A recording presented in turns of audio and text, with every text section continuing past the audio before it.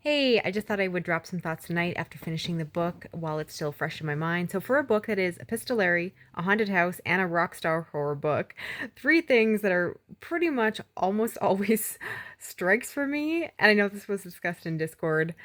I'm happy to say it worked much better than I thought. It is not a five-star read. It's probably more like 3.5 stars. But for a book that failed on so many levels of just like basically the reason I've never touched this book myself is that I never thought it would be up my alley, and I had a much better time with it.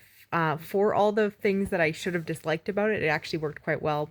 So, a couple things, and this is just me not doing research on the book, is I was surprised how new the book was and even just how modern the writing was. I had the idea that this book was quite old, and even that it was set in an older historical time period and more of a period piece, but instead they're referencing like Downton Abbey and Harry Potter and those sorts of things. You have the young folks with all the slang, so it very much is that kind of classic tropey story of a bunch of like young people in a space, and they're all kind of like in relationships or like have a past, and like who's sleeping with who and all of those type of general back and forth. Not always my favorite thing, but I feel like it's not fair to criticize this book because it reminded me a lot of Black and Teeth by Cassandra Caw, which I feel like the internet hated, and like when that book came out, everyone gave it such poor reviews, and I was like, I kind of liked it.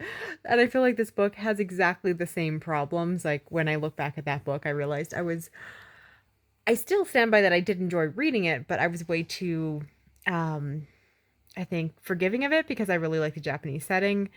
And so this book just, if anything, yeah, reminded me of being quite similar to that. So I found it very easy to read, like the writing style, all of that. And that's usually my issue with epistolary is that I find in general that for me, often those books are written in a way that can feel very stilted, or you feel very separated from the characters and doesn't really have that piece. So in this case, I thought it actually worked really well. I mean, partly this book probably helped that it was, I believe, only a novella. It was very short.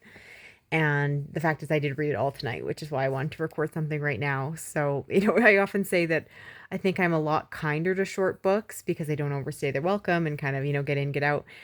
My criticisms, and this is why I do admit that I like as much as I'm excited how much I liked it, but it still for me wasn't a 4 or 5 star read. Um, just like objectively based off my taste and all that. For me, just the relationship back and forth, like just the annoyance of the young people did get to me.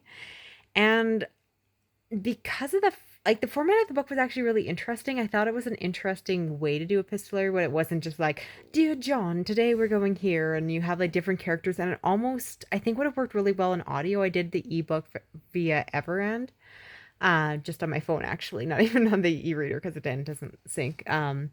But with that, I found like it was a really interesting format in that regard. But I think it would work really well in audio, which again I didn't do. But I'd be interested to know if anyone in the group did audio, just because it felt like it was meant to be this like oral history of the house.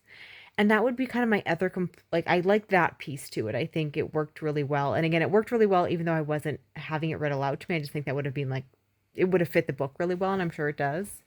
But with the formatting of the book, one thing I didn't love per se is the ending. It's one of those books where I got to the end, and like the book, especially because it's an ebook, is like, "Oh, you're done. Do you want to read another title?" And I'm like, "What? I'm done." So I'm like swiping back and I'm like rereading the end, and often like what I'm looking for in endings, and different people can, have different things is kind of more of a punchy ending, like when it's like dun dun dun, like, oh, I don't know, like kind of a reversal or something, which not every book needs to be.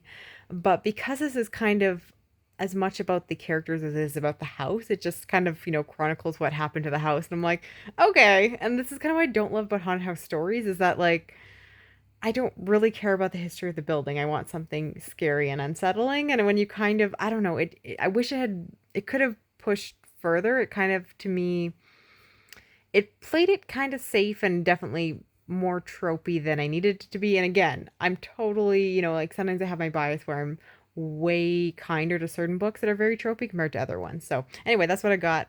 Hopefully my thoughts make a lick of sense. I probably will record this or upload it in the morning. But yeah, that's what I got. Okay, bye.